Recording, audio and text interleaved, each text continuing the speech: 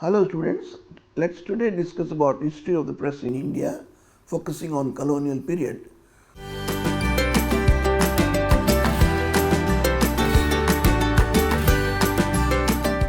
The objective of this lesson is to provide a historical overview of press in India, to present a brief history of press in colonial India, to describe the present status of media in India.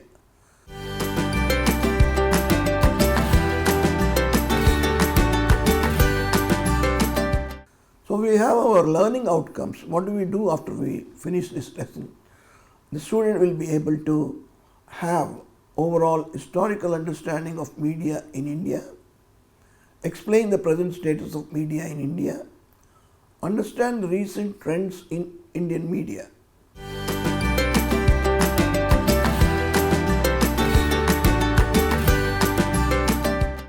In the present day context, press is often referred as media, but when it comes to knowing its history, the term press would be apt.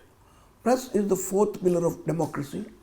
India is one of the biggest democracies in the world and is ranked second in print media. News publications faced many issues and challenges during British rule. The press faced obstacles from colonial rule and illiteracy and had to overcome. The press became an important tool to raise awareness about the need to unify against the British and achieve independence. The press was a major advocate of modern ideas such as democracy, freedom, equality, and patriotism.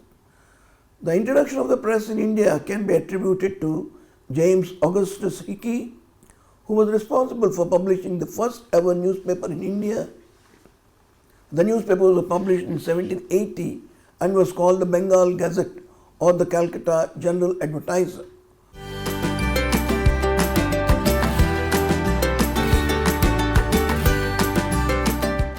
Let us now study about the history of the press in India during the colonial period. The emergence of the free press was marked by the establishment of the newspaper, the Bengal Gazette. Prior to that, newspapers existed in 1556 in Goa, even before the colonial rule. Back then, newspapers were printed to criticize the anti-Indian policies of the British government and highlight the misconduct of the officers. Many freedom fighters were behind the establishment of various newspapers. Though the British are attributed with the credit of introducing an independent press to India during the colonial era, the British government, however, made more of an attempt to control the Indian press in order to stop the spread of nationalistic sentiments through it. Developmental difficulties, illiteracy, colonial restrictions, and repression complicated the growth of the Indian press.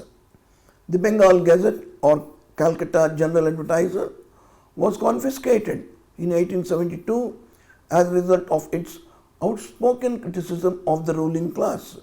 Hickey's initiatives set the foundation for the Indian press. Later, more publications like the Bengal Journal, Calcutta Chronicle, Madras Courier, and Bombay Herald started to emerge. The company's executives were worried that these newspapers would get to London and reveal their transgressions. They recognized the necessity of press restraints as a consequence. The press in British India revolutionized communication, education, and activism.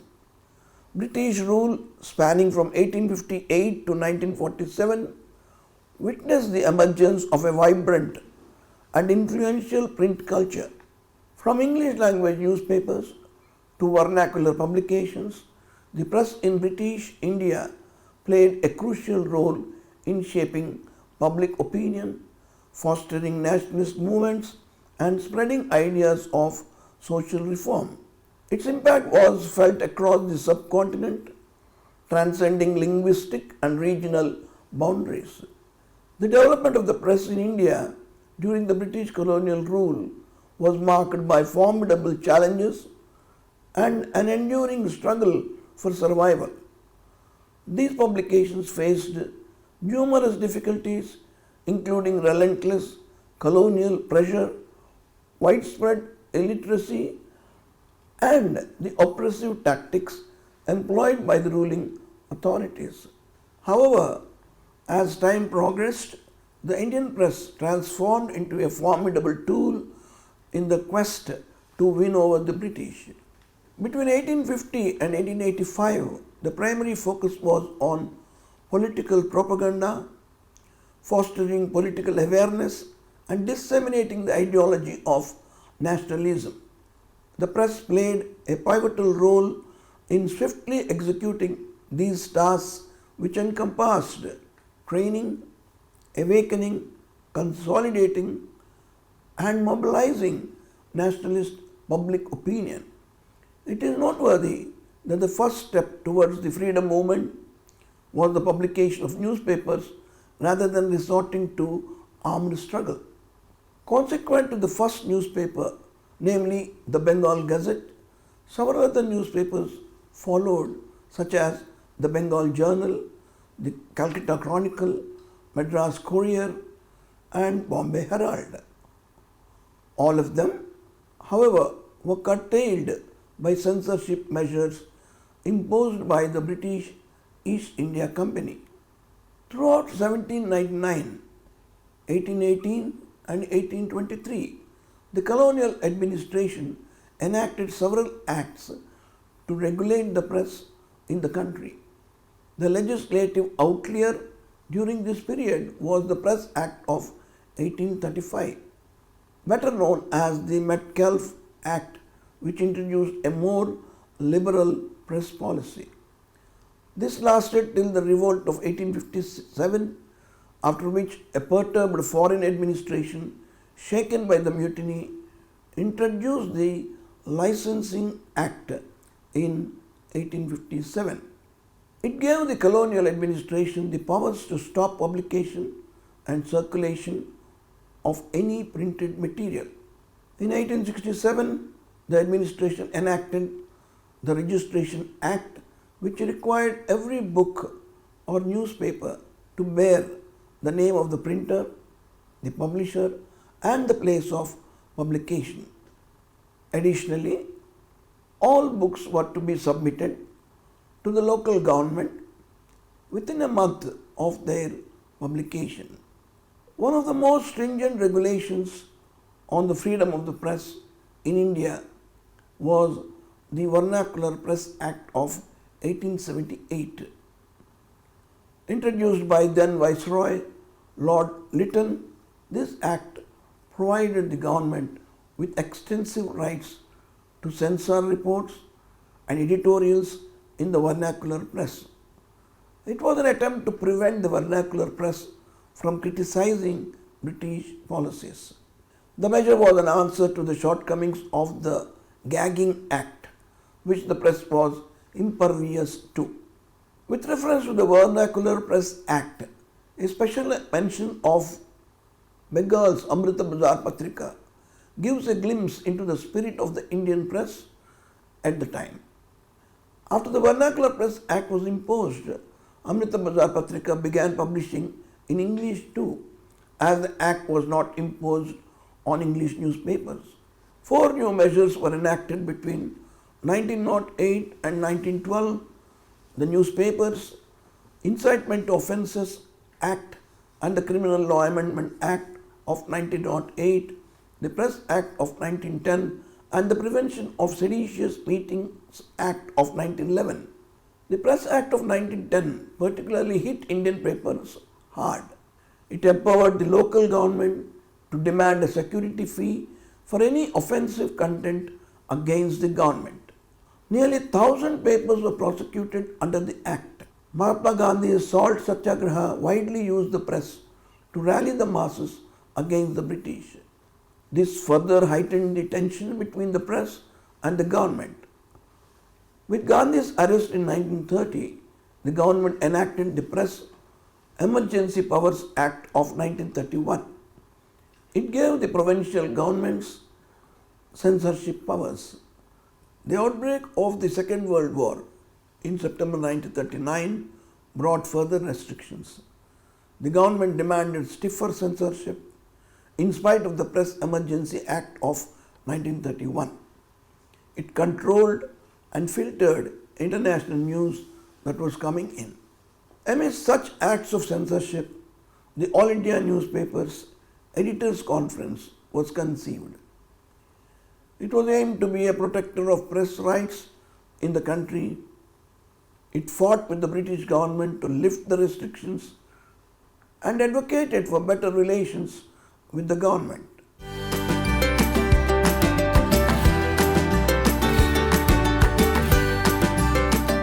Let's see about what's happened after the independence.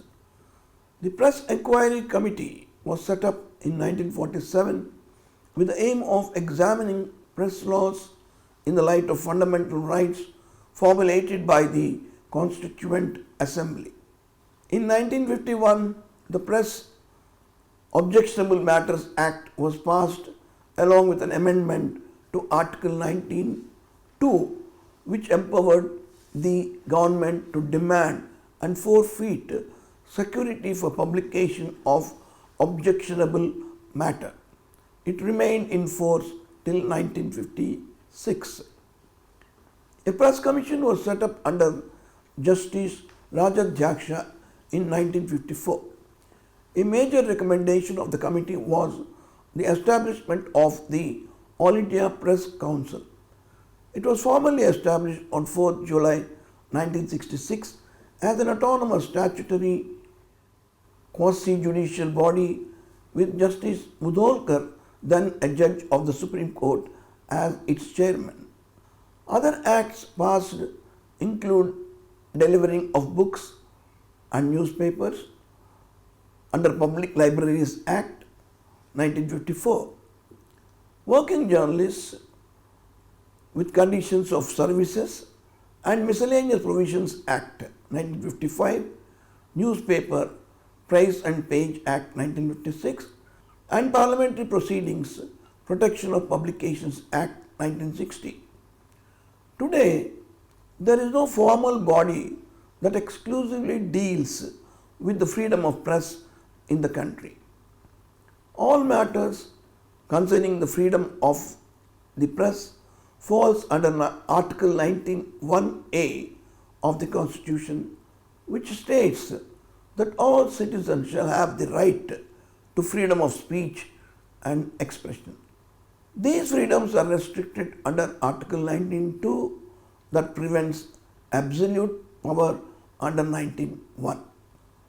Other self-regulatory organizations such as News Broadcasters Association (NBA) and Broadcast Editors Association (BEA) were established that self-regulates the news content aired on television. The electronic media complies with the guidelines of Central News Media Accreditation Guidelines 1999, which falls under the Central Press Accreditation Committee that grants accreditation to the representatives of media organizations. G. Subramanya Iyer founded The Hindu in 1878 and Swadesamitran in 1899. Surendranath Banerjee, popularly known as the father of Indian nationalism, was the editor of the newspaper Bengali in 1905. To overcome illiteracy in India, Bal Gangadhar Tilak founded Kesari in Marathi and Maratha in English. Indian media during the British colonial rule from 1870 to 1918 aimed to invoke nationalism among the people of the country. It not only discussed the political schemes of the government but also focused on fighting illiteracy, encouraging mass agitation and open active debates against the government. When India became free, there was no longer any antagonism between the government and the people. And the press was free to play a completely new role. In March 1947, the Press Inquiry Committee was formed to investigate press laws in the light of fundamental rights formulated by the Constituent Assembly. The first press commission was established by Justice Rajadhyaksha in 1954. The establishment of the All India Press Council was a key recommendation of the committee. It was officially constituted on 4th July 1966 as an independent statutory quasi-judicial body presided by Mr. J.R. Mudholkar, then Judge of the Supreme Court. It was a self-regulatory watchdog for the press, of the press and by the press. The Council, established pursuant to the 1965 Act, functioned until December 1975.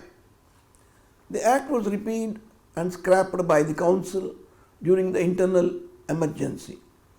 The new legislation authorizing the establishment of the Council was introduced in 1978, and in 1979 the organization was renovated with the same aim of preserving the freedoms of the press and upholding and improving the principles and standards of the press in India. Today, the Press Council of India is the formal body that exclusively deals with maintaining, improving the standards and freedom of the press in the country. Major contributions of the free press under the colonial rule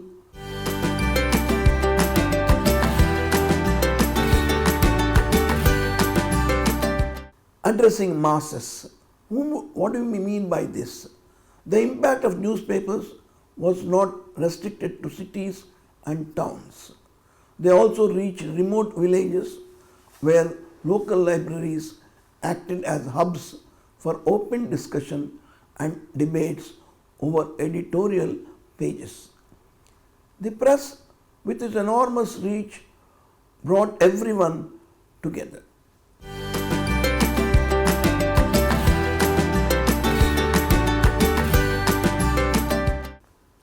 With regard to spreading awareness, the publications took the initiative to point out unfair government legislation and policies.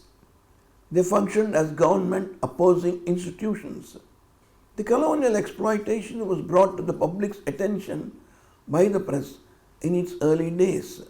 In its early days, the Indian National Congress relied primarily on the press to broadcast its decisions and proceedings.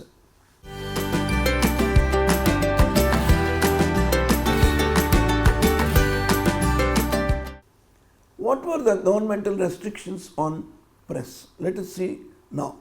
The British government imposed a series of restrictions suppressing every print media and spoke against the administration.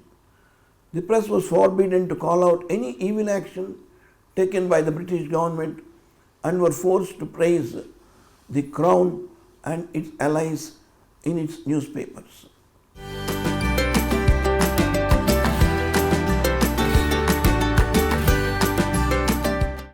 So what do we mean by Censorship of Press Act 1799? Lord Wellesley issued the Censorship of Press Act of 1799 to stop the French from spreading rumours that might harm the image of the British administration among Indians.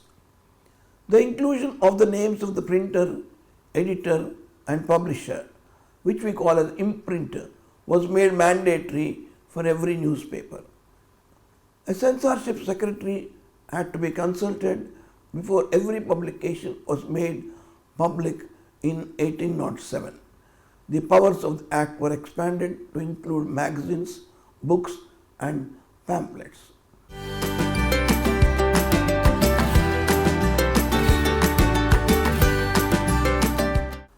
What do we mean by Licensing Act in 1823? This law made it illegal to publish without a license. The prohibition was primarily aimed at Indian language or Indian edited newspapers.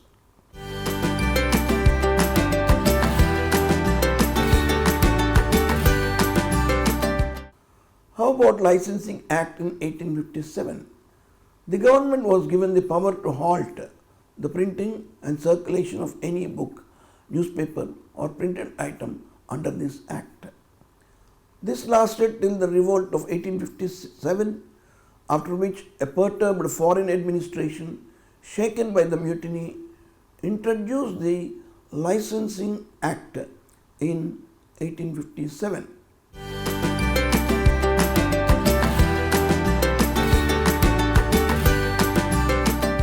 Let us see about Vernacular Press Act 1878. The local language press or the vernacular or regional press was a key instrument against British rule. As a result, in 1878, the government clamped down on the vernacular press. Lord Lytton was responsible for the Vernacular Press Act, which was dubbed the Gagging Act by the press. Using this act, magistrates could order any newspaper publisher to guarantee that they would not print anything that threatens the country's peace and security. The development of the press in India during the British colonial rule, the English press was exempt from the law. The act gave the government the authority to issue search warrants and access newspaper premises without judicial authorization.